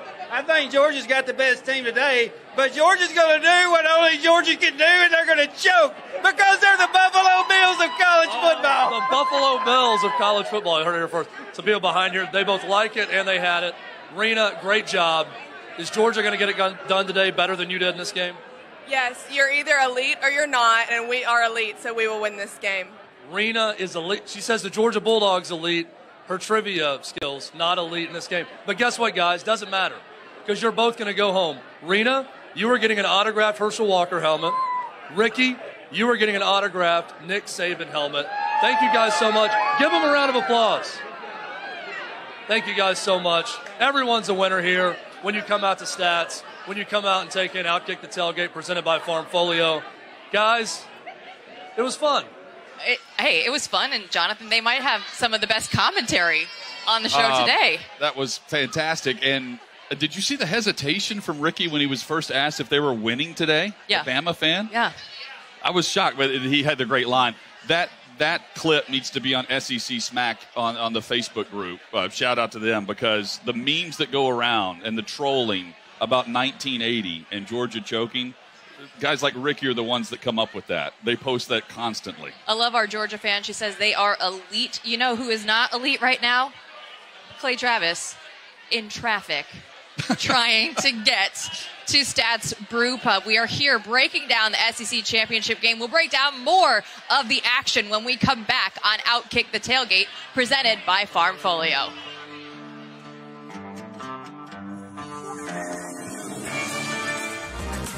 There's never been a more challenging time to be an investor. Your stock markets are overvalued by every measure with record low cap rates. Cryptocurrency can go from boom to bust overnight, and inflation is making everything hard to predict. Wouldn't it be nice if you could just sit back and watch your money grow? That's where Farmfolio comes in. Farmland ownership made easy. Farmland's an asset class that's often overlooked, but it's one that's consistently delivered higher returns than other investments with significantly less volatility. You can buy a farm lot from Farmfolio, and we'll manage every aspect of your farm property, from crop care, harvesting, and sales of your produce through our company-owned packing facilities and international sales offices. With Farmfolio, farmland ownership has never been easier. Simply sit back and enjoy the fruits of our labor. Farmfolio, you own, we farm, you. Do you want to do something really smart today? Then save big money on your cellular service by switching to Pure Talk. Because what you may not know is Pure Talk uses the same network as one of the larger carriers, with 5G coverage for much less. And you have the freedom to choose the plan that's right for you. Like unlimited talk, text, and 6 gigs of data for just $30 a month. Hundreds of thousands have already switched to Pure Talk, saving the average family over $800 a year. And you get to keep the same phone and phone number. No contract, no hassle, and no hidden fees. Just choose a plan like unlimited talk, text, and 6 gigs of data for just $30 a month. Then you have the freedom to keep doing what you're doing, going where you want to go, and get the same great cell service, the same number of bars you used to, for much less. Go to puretalk.com, enter the promo code below, and save an additional 50% off your first month with Pure Talk.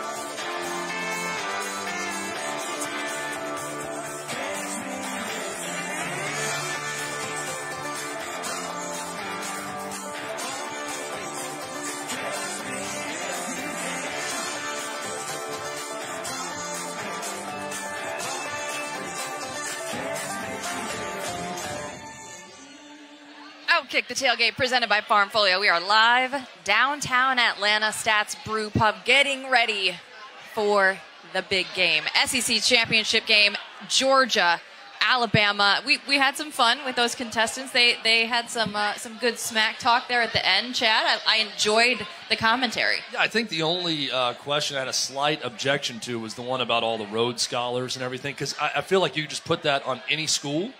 You know, when they would claim that everyone has so many, and they claim that, so it'd be hard to know which one. And I would have guessed Georgia. No offense to Alabama, which is now a great school also, helped in part by Nick Saban with all the out-of-state enrollment from them winning national titles. But that was a lot of fun, and glad we got to give out some cool prizes. Right as you wrapped up, I said, did you notice the hesitation when you asked Ricky, our winner, who was going to win? He hesitated briefly, before having the great line about Georgia choking. Oh, yeah. They do one thing well. It's choking. Yeah, but we never see Bama fans hesitate.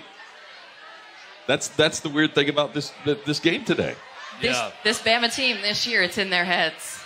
I also sense a very quiet confidence about Alabama, right? Yes. Like all their fans are kind of walking around, oh, yeah, just really got to play well, got to get some turnovers, things got to break our way. And I'm thinking, oh, yeah, very condescending with this attitude. They feels like they know something. We said earlier in the show that Alabama has only gotten blown out 3 times by double digits in the last decade. Alabama has won the last 6 games against Georgia. Of course, Bama fans will remember the 2 SEC championship games and the national championship as well. So when you do look at that, I mean, the quiet confidence, like, you think if you're Alabama, despite what all of the talking points are going in, they still have a pretty decent shot. I mean, they've never lost in this stadium. They've won 15 straight games in the city of Atlanta. I mean, this is a home venue for them. They treat it like that.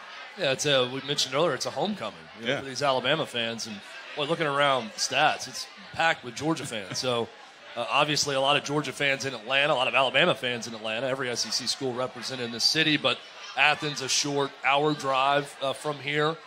So a heavy Bulldog contingent. And look, this season has felt all along like the coronation, in a lot of ways of Georgia football. Does that continue today? And the big step of Kirby Smart exercising some demons against his former boss, beating Nick Saban, winning the SEC title, and Georgia rolling in as number 1 seed in the college football playoff. You say exercising some demons against his former boss for Kirby Smart. Are any Georgia fans going to be able to relax even with a lead against Alabama, knowing how these games have gone before? No. I mean, you never relax against Alabama, regardless. But I don't think that there's not a lot of relaxing going on with Georgia fans today. Well, the thing about Bama, we always refer to the A&M defense and what they did against Bama. Keep in mind, A&M needed 2 non-offensive touchdowns in that game to beat Bama. And Bama came back in that game after A&M led. The difference is, as good as A&M's defense is, there is a notch above A&M with this Georgia group. So if they get what lead are you referring to? Like a 14-point lead? Yes, you can relax on that with this group. With this defense. Yes. Who's going to win the Heisman? Because we're just going to give it to the entire Georgia defense. We're just going to hand it out. Multiple trophies this year. It'll be a good acceptance speech, I'm sure. Yes. Hey, look, Clay's here. Hey, look.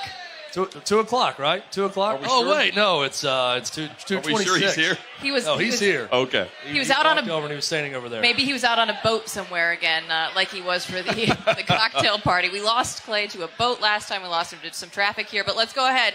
I'm confused by this wild thing called traffic in Atlanta. Really snuck up on him the day of the SEC championship. That's what he's going to claim when he gets here. Groundbreaking stuff here for with Clay Travis coming back here on OutKick the Tailgate, presented by Farmfolio. Right after this.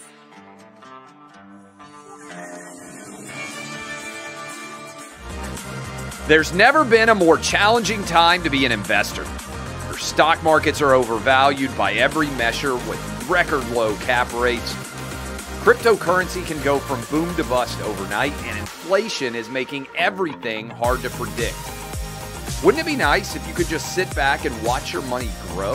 That's where Farmfolio comes in. Farmland ownership made easy. Farmland's an asset class that's often overlooked, but it's one that's consistently delivered higher returns than other investments with significantly less volatility. You can buy a farm lot from Farmfolio, and we'll manage every aspect of your farm property, from crop care, harvesting, and sales of your produce through our company-owned packing facilities and international sales offices. With Farmfolio, farmland ownership has never been easier. Simply sit back and enjoy the fruits of our labor. Farmfolio, you own, we farm, you.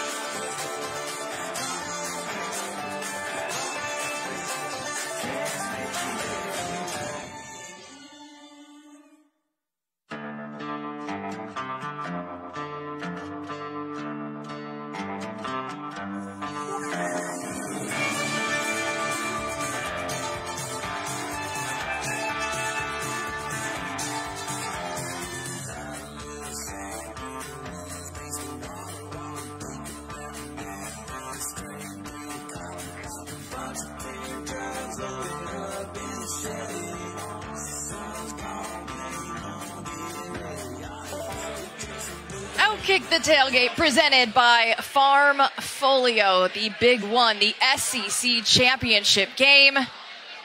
The big one finally making it here throughout traffic. Clay Travis, ladies and gentlemen. It is absolute bedlam all over the streets of Atlanta. I couldn't get an Uber. I was supposed to be here at 2. I couldn't get an Uber. I sat in an Uber for like 45 minutes or an hour, and there's a lot of people getting lit pretty early. Yep. Georgia fan behind us. Awesome crowd in here. I mean, there's a monster line to get into Stats, not surprising. Great sports bar right down the street from where the big game is going to be. And we got a little bit of conference title game chaos. What's up? How are you? Going on right now with Baylor and Oklahoma State. And I'm fascinated to see what's going to end up happening. We're going to be over in a minute to go see this Georgia-Alabama game. But if Baylor beats Oklahoma State, then we've got all sorts of interesting things that could be going on. You got bedlam. It's like the streets of Atlanta. And so I took I put up this post up this poll up while I was sitting in my Uber driving here. And so here's a hypothetical. If Baylor beats Oklahoma State, and right now as we're speaking, Baylor is up 21-13 on Oklahoma State. If Alabama loses to Georgia, because I know we got a lot of Tide fans out here, but you're going to get your ass kicked by the Georgia Bulldogs today, just letting everybody know.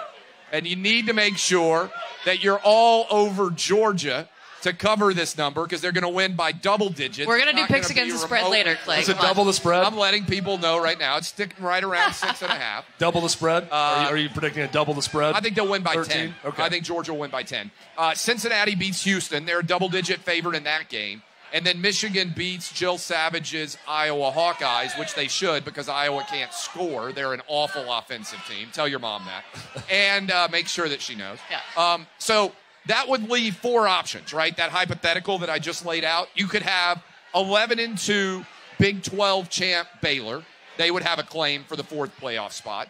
You could have 11-2 Alabama, who Vegas would say is the best team of these 4. You could have 11-1 Notre Dame that gets to sit out this game and already lost Brian Rhett Butler Kelly down to LSU where he's got the brand new accent. Or you could have 10-2 Ohio State. You could have 10-3 Utah, which kicked Oregon's ass last night.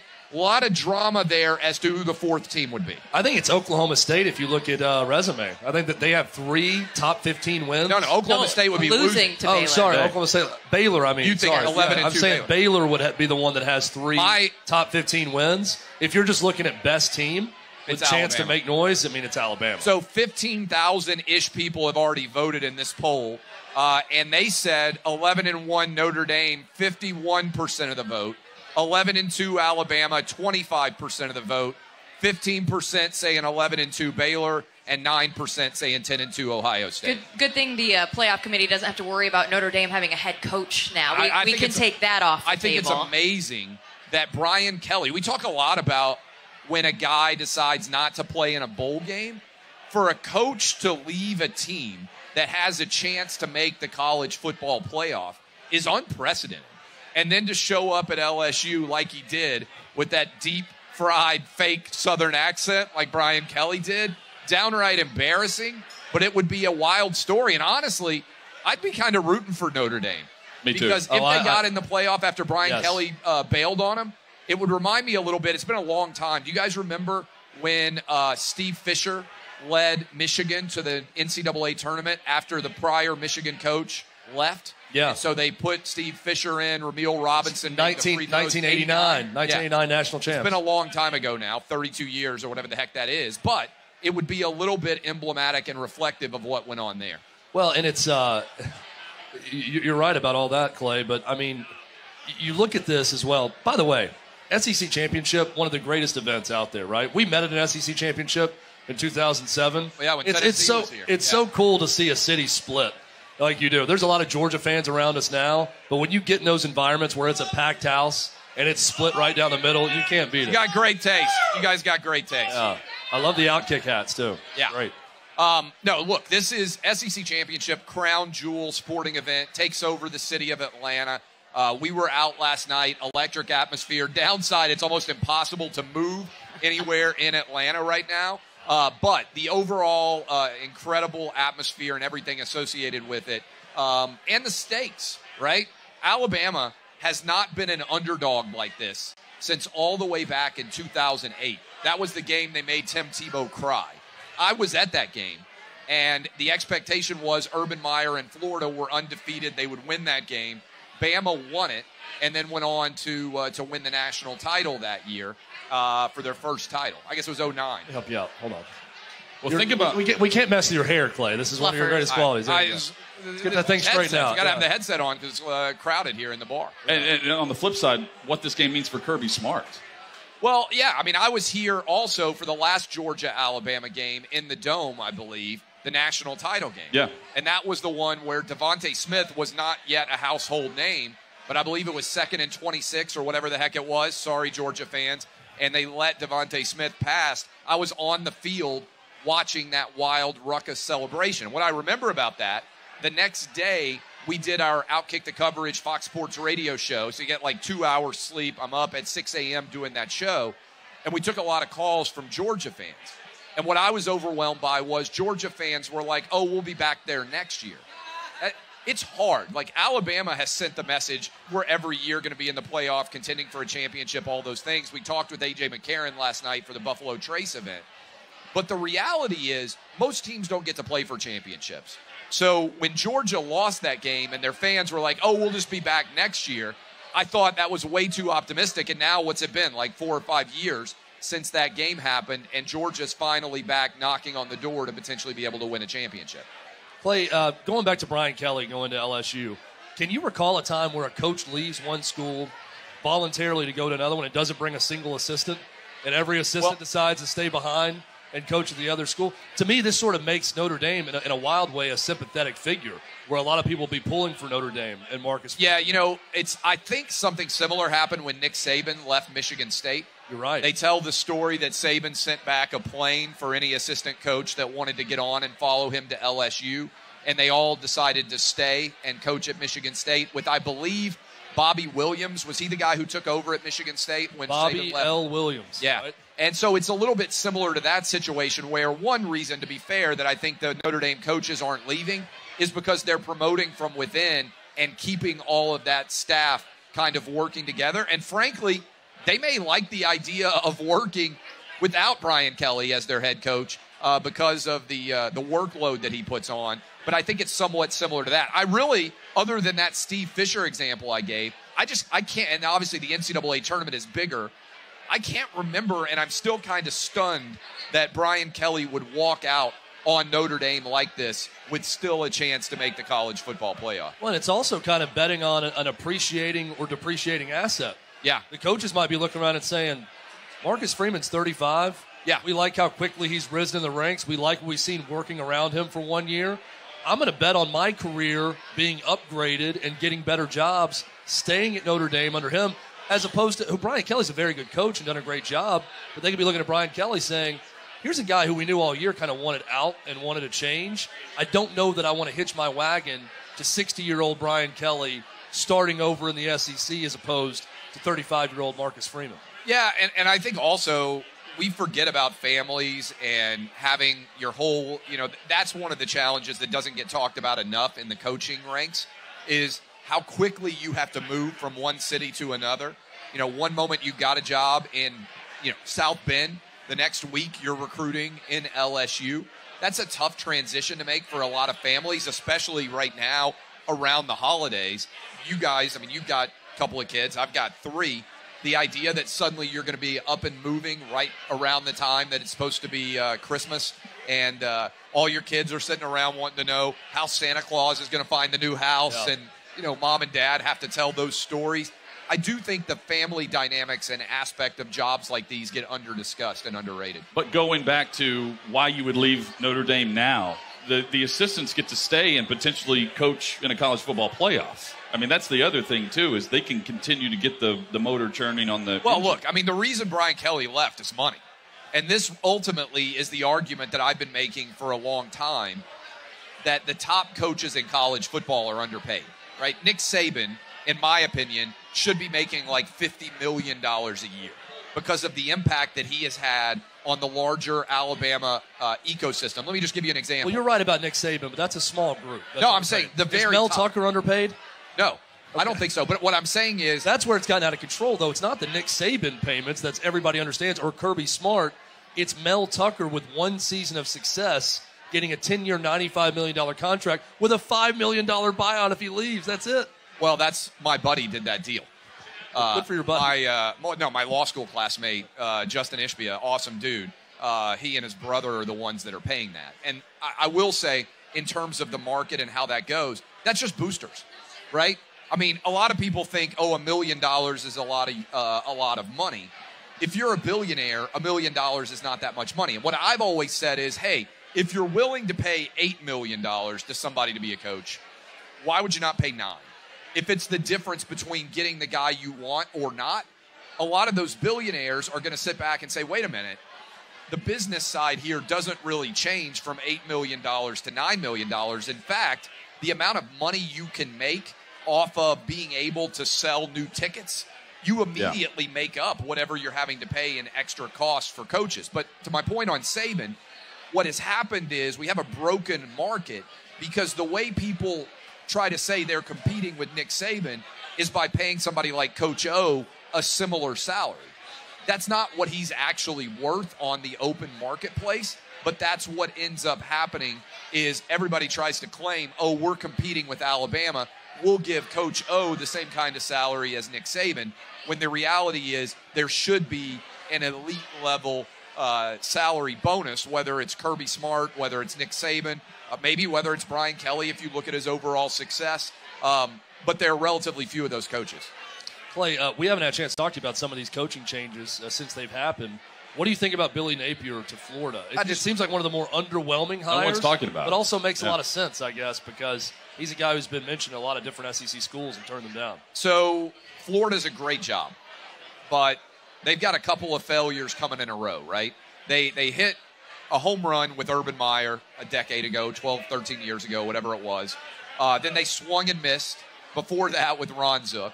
They swung and missed with Jim McElwain, swung and missed with Will Muschamp, swung and missed with Dan Mullen. So the Florida's on its fourth coach in 8 years.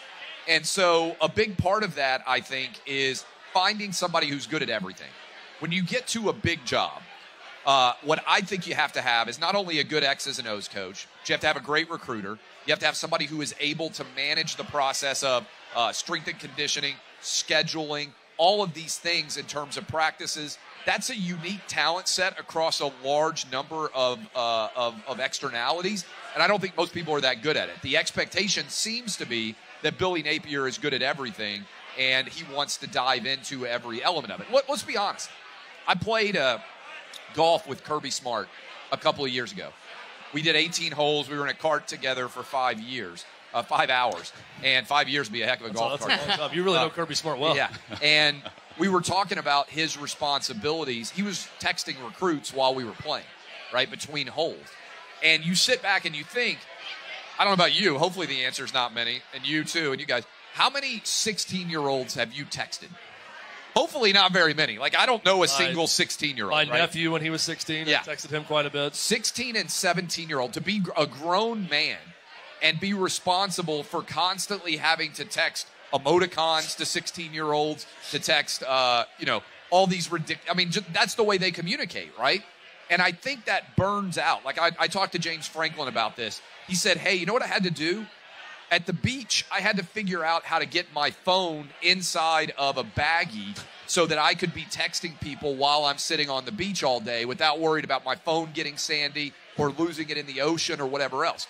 So what I'm saying is, I think a lot of people don't understand how all-encompassing the recruiting process is, and the fact that we all have the phones in our pockets has made that so much worse in terms of not being able to ever escape constantly having to recruit all these 16 and 17-year-old kids who need to be constantly told how much you want them to come to your school. It's also why college coaches make more than NFL coaches. Yes. It is a lifestyle change now to go to the NFL, and it improves your lifestyle because you're not attached to this the entire time, having to respond to everyone. Your job never ends as a college head coach. I think from a pure coaching perspective, the NFL would be way more fun. Yeah. Right? Like, because the X's and O's and all those things. Now, and you can take time away. I mean, there's legitimate time you take away in the offseason. The difference is you don't get the opportunity to get 5 or 6 first-round picks every year.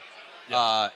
Which is what Nick Saban has been doing, obviously, what Ohio State does, what Clemson does, what the top elite Georgia does, recruiting projects do. I'm trying to check and see what that score is. 21-13. One to the fourth. Okay. Baylor. 21-13 Baylor going into the fourth, which is putting that potential fourth playoff team in a really intriguing position going forward. Is there a team out there that you think would have the best shot at beating Georgia in that we're talking playoff picture? It's Alabama.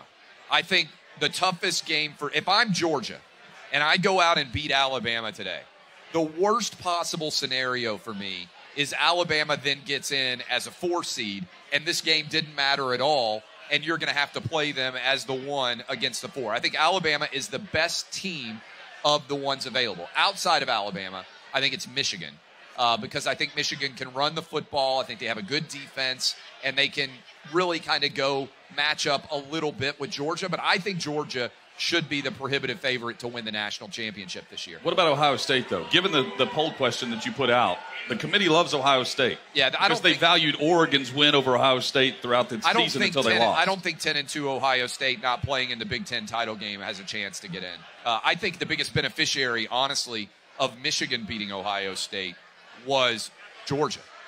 Because Ohio State, I think, matches up way better with Georgia than Michigan does. For sure. So, and if you look at the way the odds market moved, Georgia became a much more prohibitive favorite as soon as Ohio State was out.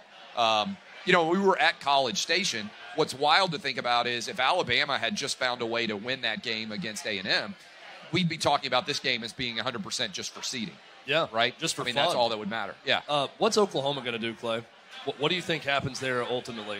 A lot of silence from Oklahoma. Yeah, there's been a lot of talk about Brent Venables. But wouldn't they just hire Brent Venables if he was the guy? I mean, that seems like an easy get. It's an interesting question. I mean, you could be waiting around to see what's going to happen in the playoffs, who's actually in the mix. But it's not going to be Josh Heupel. And I think Tennessee fans are excited about that. I think Tennessee fans, by the way, are going to get good news in terms of players coming back in the near future. And the other thing we haven't even talked about, we talked about, the insistence of constantly recruiting kids. What's interesting with the transfer portal is it never is going to end now. Because if a 17-year-old picks a rival school and you're the runner-up, you want to stay that relationship going. Because I just saw where Quinn Ewers, I think, who was the number 1 college quarterback, is now leaving Ohio State. And he wants to go back home to Texas. Well, if you barely missed on him, do you have to keep texting him the whole year? Yeah, to keep that relationship. Texas A&M are the top 2. Do you keep that relationship going with everybody out there for your family perspective? To me, that is a wildly interesting question just to think about in general. Oklahoma State, by the way, just recovered a fumble. Is what happened. Muff punt. Totally muff punt. And Oklahoma State's got the ball down. Great field position. In good field position. A part of me thinks that there's almost no advantage to leaving somebody back in college football. Unless you have an elite game-breaking playmaker at returning punts. Oh, there's an the advantage. Amount of... Because if not, you'd have guys just dribble it down there. Down at the 5-yard line. The amount of fumbles that occur in college football on punts, it feels like is really off the chart. There's a value in just fair catching. If you could do that and not trying to return something.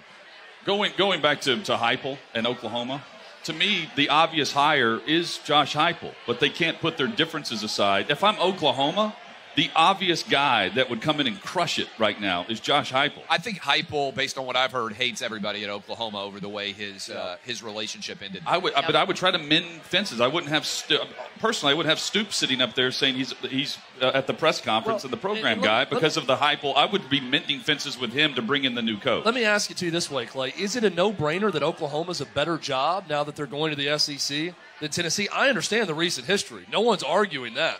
They've been going to the college football playoff. Tennessee hasn't been close. But when you just look at everything, location, facilities, overall history, now they're both in the same conference.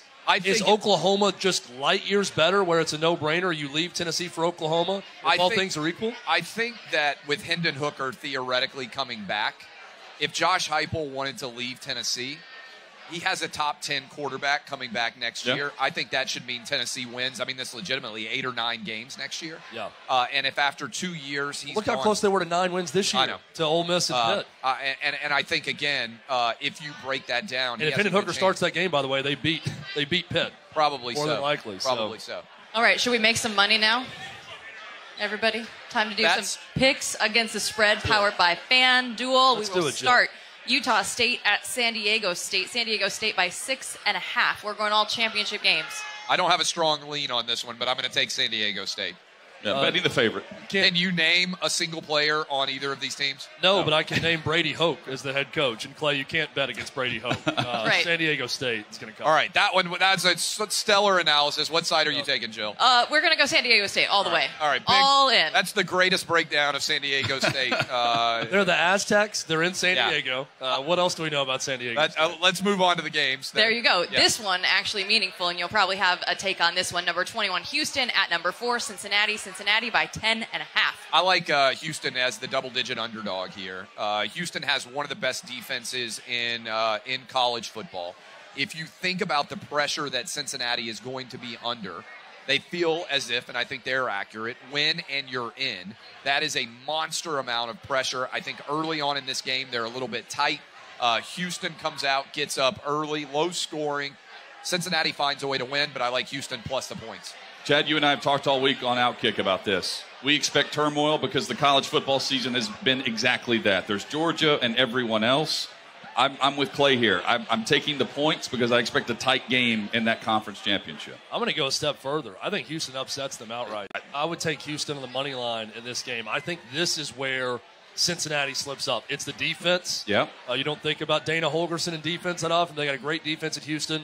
Give me the Cougs outright in this game. Peer pressure. Yeah. Going in. Good.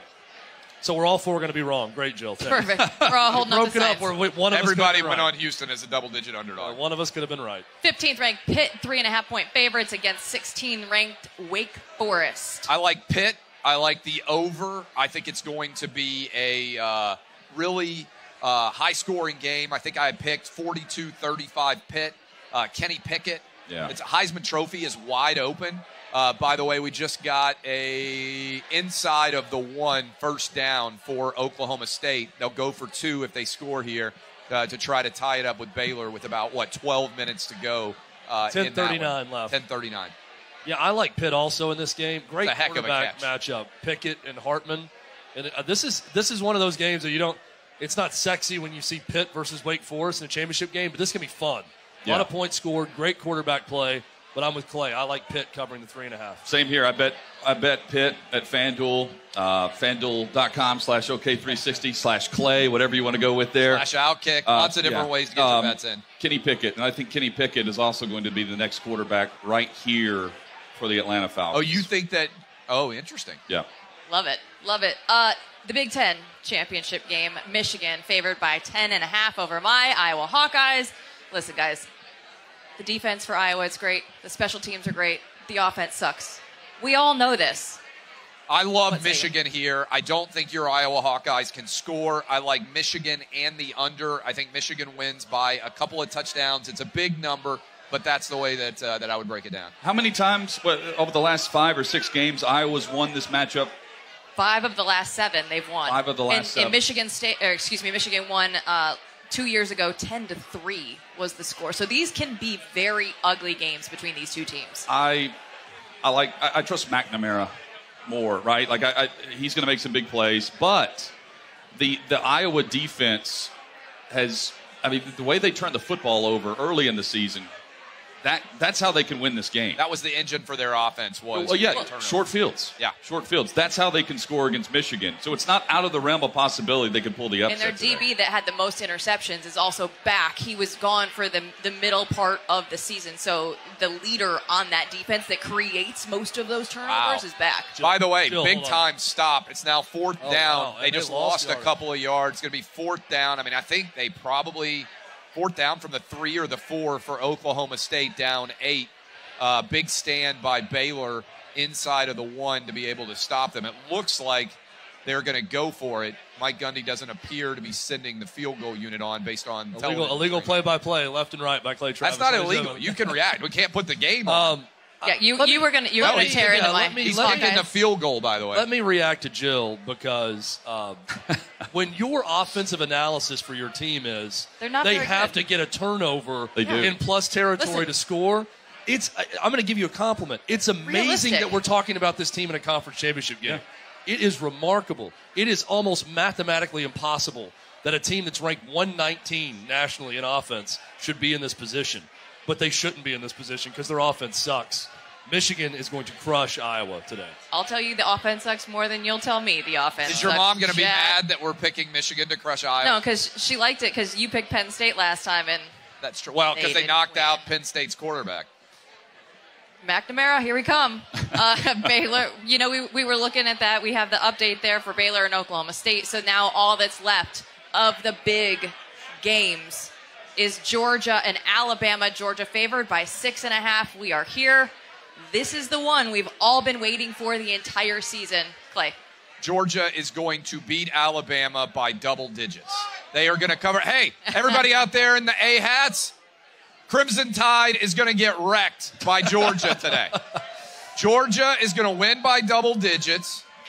Alabama is not going to have very much success on the offensive line. I don't think they can block the front four. A couple of stats for you. Alabama has won 4 games by 7 or less in the SEC this year. The previous 6 years, 3 games that they have won by 7 or less. I think Nick Saban's done a fantastic job with this team. I don't think this is an elite Alabama team. I believe that Georgia is going to roll. Doesn't mean necessarily Alabama might not get in the playoff. There's lots of permutations here, but I like Georgia. I also like the under in this game. I think the Bulldogs win by 10 or more. That was strong. That was very strong. I have been burned by Alabama throughout this season. Every time I think they're going to cover, they're going to blow someone out, LSU happens or Arkansas happens. This is me going against the grain, what I've done this year for the most part, but it's also not going against the grain because Georgia's been the best team in the country, hands down, throughout the season. No doubt about it. They proved that again today. Georgia covers. I think it's a good game for a while. I'm closer to Clay on double digits, but Georgia covers. They get it done. Kirby Smart gets that Nick Saban-sized monkey off his back. I have been burned by Bama, but you know my slogan. It's not beat Bama on the pin. I want OutKick to come up with bet Bama on the pin because that's what I always do. I need Alabama to save the college football playoff this year, believe it or not. If they lose and they're out, this playoff is going to suck. I mean, look at the matchups for the semifinals. We need, as a country, Alabama to beat Georgia today to save the college football playoff because nothing matters other than the championship. Rescue us, Bama. Save us. Save us, Bama. Do we really want Oklahoma State and Cincinnati in the college football Oklahoma playoff? Oklahoma State doesn't want to be there right now. Come on. We'll see what ends up happening. They're down, 21-16 with about 8 minutes to go? Okay. If Georgia's beating Bama by double digits, Clay, what are they doing to these teams that will get in? I'm telling you, all your money should be on Georgia. I think the Bulldogs are going to roll right through 15-0. Best defense we've seen in a generation in college football or more. I just don't think Bama's going to be able to score on Bet Bama. Guys, we met at a bar named Balls down in Gainesville. This is how this show started, and we are here now wrapping it up. It has been a pleasure working with all of you this season. We've had so much fun every week. I mean, honestly, Jill, you've done a fantastic job with Rowan Hutton. You guys have too. Hopefully next year we can set up a new version of this show to be able to be back on the road. I appreciate all the work that you guys have done. Thanks to everybody out there who has followed along the way. It's been a lot of fun. And I can't wait to see what's going to happen with all the conference title games throughout the rest of the day. We've had a blast. Thank you all for being a part of it. Truly appreciate it. Shall we cheers? Cheers. Are we doing bourbon or are we shout out Farmfolio as well. Yeah, thank you to Farmfolio. Yeah, turn it up. To balls. To balls. To balls. Here we Appreciate y'all. That wraps up. Enjoy the game. The inaugural season of OutKick The Tailgate presented by Farmfolio. Enjoy your college football Saturday.